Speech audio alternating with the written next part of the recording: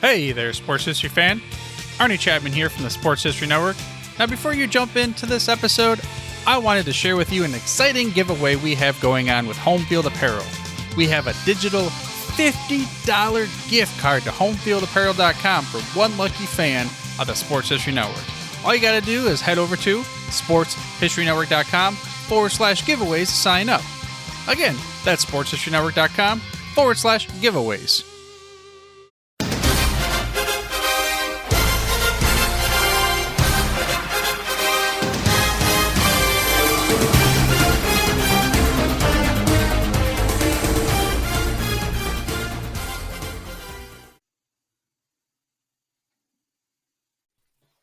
This is Kent Washington, the first American and black basketball player to play professionally behind the Iron Curtain in communist Poland. You are listening to the Total Sports Recall podcast of the Sport History Network. Now here's your host, Harv Aronson. Welcome to Total Sports Recall. I am your host, Harv Aronson, and today's podcast I am recalling an article I wrote in June of 2020.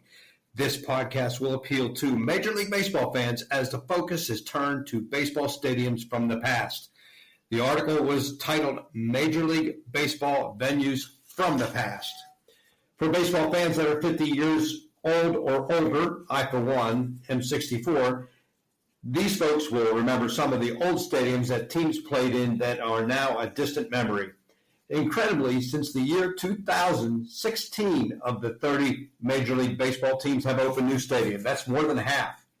If you include the 1990s, another 7 teams debut in a new venue. The Toronto Blue Jays began to play in a new stadium in 1989, the Rogers Center, making it 24 of the entire slate of teams in Major League Baseball, dumping their old playing grounds for new ones, all since 1989.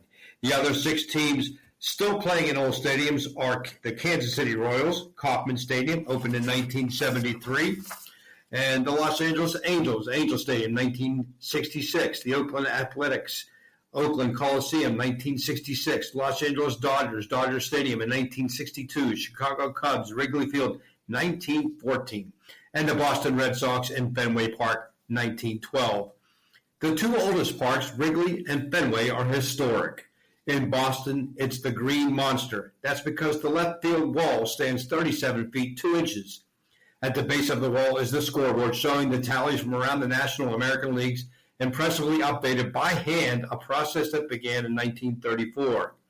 While older and equally famous stadiums like Yankee Stadium have been destroyed and replaced, Fenway Park remains an icon that can still house a baseball game 108 years and running.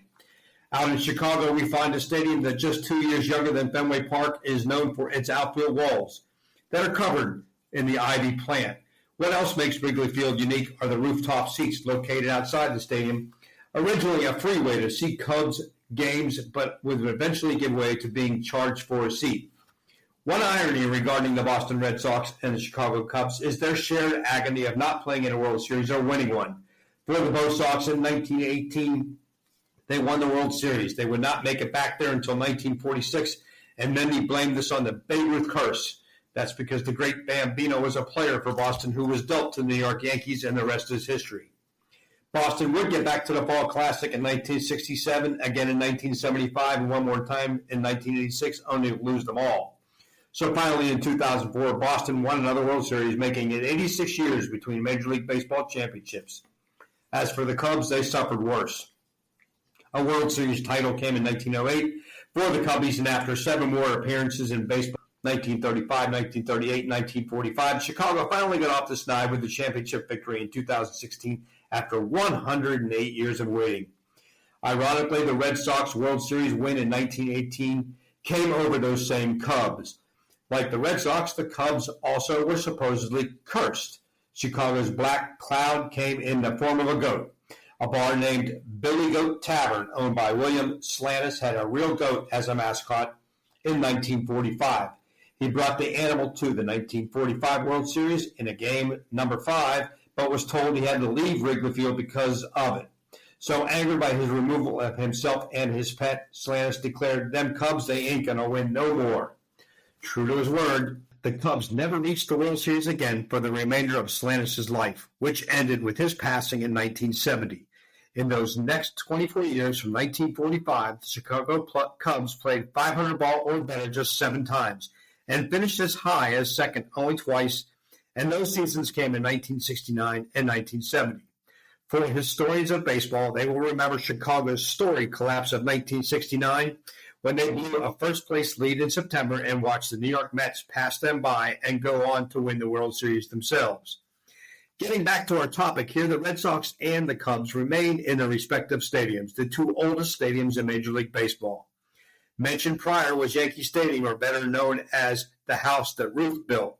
That's because Babe Ruth called it home, and he is perhaps the greatest player ever in the history of baseball. Now comes the part where we look back at some of the baseball stadiums that are long gone, some of which readers may recognize and others that will leave you saying, I've never heard of that stadium. Yankee Stadium. The men in the pinstripes once shared a stadium with the crosstown New York Giants playing in the old Polo Fields, and we'll get to that venue ahead. But on April 18, 1923, the Yankees christened their new house Yankee Stadium. First called Yankees Park in 1924, it formally took on the name of the team, followed by the word stadium. In the 1974 and 75 seasons, the stadium underwent renovations as age started to catch up with the facility. The Yankees would play their games at Shea Stadium while construction took place on the old stadium. Yankee Stadium stood for 24 more years until 2008, when the new Yankee Stadium was built and ready for usage as the house that Ruth built was dismantled. The unique aspect of Yankee Stadium old and new is their Monument Park, which puts on display plaques of great Yankees players of the past. The Polo Grounds. While the Polo Grounds Stadium is long gone, there are probably many that do not know that this facility, while keeping its name, the word Polo Grounds, also applied to 4 stadiums put to use. The very first Polo Grounds was built for polo teams to play in, and that year opened in 1980. The year was 1876. But it opened the doors to college football, baseball, and pro football. Because New York City was expanding its streets in 1889, their blueprint for a new venue, new avenues, took it directly through the Polo Grounds. Ignoring objections, New York Governor David B. Hill had the stadium dismantled. The next Polo Grounds found itself in Manhattan, in the borough of New York, in an area called as Coogan's Bluff. The New York Giants of the National League called the stadium home, but it was referred to more as Manhattan Field. Adjacent to Manhattan Field was another stadium that would become Polo Grounds 3, as Manhattan Field became a parking lot. Polo Grounds 3 was originally named Brotherhood Park. After a raging fire on April 14, 1911, that destroyed most of the stadium, renovations took place, and the Polo Grounds was considered to have undergone enough changes that it should be called Polo Grounds 4. The most famous incident at the Polo Grounds took place on August 16, 1920, when the Cleveland Indians' Ray Chapman got plunked in the head from a pitch thrown by Yankee moundsman Carl Mays. The force of the impact sent Chapman to the hospital, where he later died, becoming the only player in Major League Baseball history to lose their life during an actual baseball game incident. The stadium would remain standing until it was taken down in 1964, with the New York Mets having called it home, but were waiting for Shea Stadium to be built. Ebbets Field. Thanks to Brooklyn Dodgers and their successes in the 1950s, Ebbets Field became known as it showcased the debut of Jackie Robinson, who was attributed to breaking the color barrier in Major League Baseball. But not just Ebbets Field, but the Dodgers themselves were doomed as calling New York City their home, because not just the Dodgers, but the New York Giants as well bolted the Big Apple for a West Coast location, where they remain today in San Francisco and Los Angeles. That left just the Yankees in town until the New York Mets came along in 1962. As for Ebbets Field, the walls came crashing down in 1960, gone forevermore. Shibe Park. When you think of baseball and the city of Philadelphia these days, you think Phillies. However, at the turn of the 20th century, the Athletics were Phillies' baseball team, led by the longtime manager and Baseball Hall of Famer Connie Mack. Shibe Park was the home for the Philadelphia Athletics, an outstanding baseball team that played in the stadium and would see it later to be known as Connie Mack Stadium. The venue opened in 1909 and would stand the test of time until it closed with a final game between the Philadelphia Phillies and the Montreal Expos on October 1st, 1970. 62 seasons were played at Shibe Park, and with it, 8 World Series played within its confines between the Athletics and the Phillies. Shibe Park also hosted some great boxing matches, international soccer games, and even political events, as well as concerts, religious events, and circuses.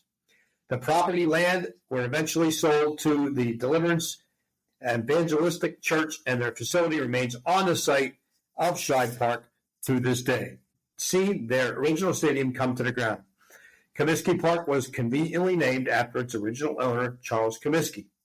The venue would last 80 years from 1910 until the final game was played within its confines in 1990. Comiskey Park was first called White Sox Park, but would then take on the name of the owner. It hosted soccer and football games, as well as American League baseball games in baseball. One bit of famous history belongs to the stadium, as the first ever All-Star game took place at Comiskey Park in 1933. Some of the biggest names in history played in that first game. For example, Frankie Frisch, Pepper Martin, Chuck Klein, Carl Hubbell, Lefty Gomez, Lou Gehrig, Joe Cronin, Babe Ruth, Lefty Grove, Bill Dickey, Jimmy Foxx, Tony Lazzeri, and the managers that day were John McGraw of the Giants in the National League and the legendary Connie Mack, representing the Philadelphia A's for the American League. Comiskey Park was also one of the biggest and most disastrous events in any sports history. Disco Demolition Night in 1979. A local radio DJ named Steve Dahl, knew there were many who hated disco at that time, and so he proposed a demolition night where disco records would be blown up. Expecting a small crowd, it in fact became so well attended that fans were sneaking into the stadium, and once the records got destroyed, chaos erupted and the field torn to shreds. The event took place in between the games of a doubleheader, and the second game was forced to be canceled. Comiskey Park's demise came in 1991 with the construction of a new stadium, and yet just another old classic stadium fell by the wayside. Jarry Park. Before the old Montreal Expos, who are now the Washington Senators, moved into their Olympic Stadium in Canada, they played in a smallish and odd venue called Jarry Park. With a beginning seating capacity of just 3,000 fans, it was expanded to seat 28,456 by 1969. I clearly recall watching games being played at Jarry Park when I was growing up, and one of my memories sticks in my mind was that the outfield was a fence. Yes, a fence, and not an outfield wall. Adding insult to injury, and sometimes literally, is the fact that fences were not very high, so players chasing down fly balls could and did easily fly over the fence in their effort to make a catch. In fact, the fences were just 5 feet high. And as a Pittsburgh Pirates fan, of course, I remember Forbes Field, having gone one game there when I was age 9. Funny story to that is that my father and I went to that game. A foul ball was hit, and I remember clearly that foul ball rolling in front of our feet, and both of us kind of just freezing and watching it roll on by, and somebody else picked it up. But Forbes Field, what a better way to wrap up this stadium review than to go back in time with a stadium from my hometown and a facility I had the opportunity to visit just once, as I said, when I was 9 years old. It's the former home of the Pittsburgh Pirates and the Steelers, among other teams. The old Forbes Field was a beautiful stadium in the old classic styles of sports facilities, and it stood in the Oakland section of Pittsburgh. Almost like Wrigley Field, I can recall standing on top of my grandmother's apartment building and being able to just barely see over the outfield wall of Forbes Field and watch some of the games. It was not comparable to Chicago, where you could actually watch the game, but in Pittsburgh, the Forbes Field outfield was partially visible from that top of that building on North Craig Street. After playing baseball at Exhibition Park, the Pirates opened Forbes Field for play on June 30th, 1909. It would remain open until Pittsburgh followed suit of other cities by building a cookie-cutter stadium called Three River Stadium in 1970. But some of the greatest Pirates ever took the field at Forbes Field, including the late, great Roberto Clemente, perhaps the city of Pittsburgh's biggest star athlete ever, and certainly one of the most beloved.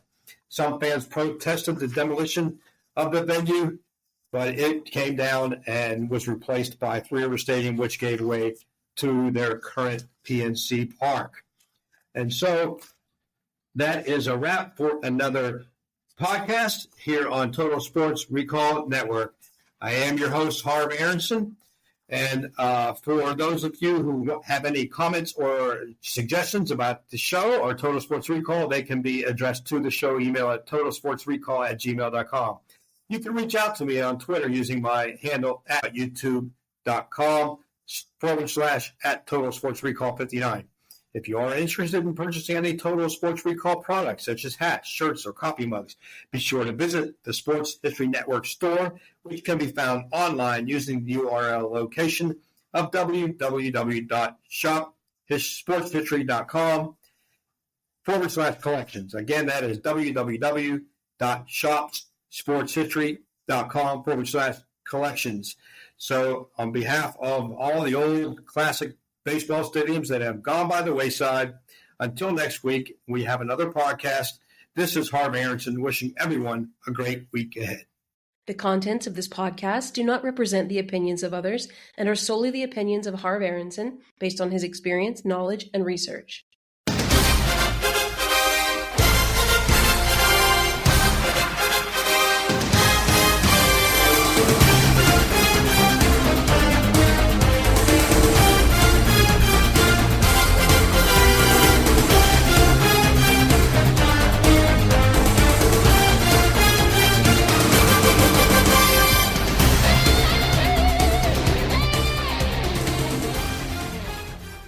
Hey there, sports history fan. This is Arnie Chapman, aka the Football History Dude, and I wanted to thank you for stopping by to listen to another episode here on the Sports History Network.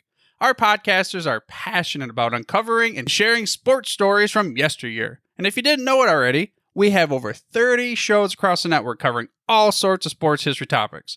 In fact, here's a glimpse into one of our awesome podcasts here on the network.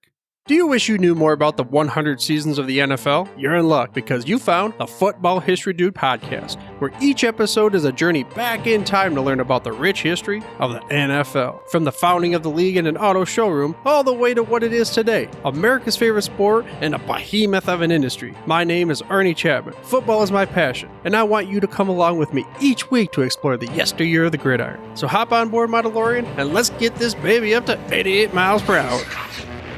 How about that? I bet you're super hyped to go listen to that new podcast, right?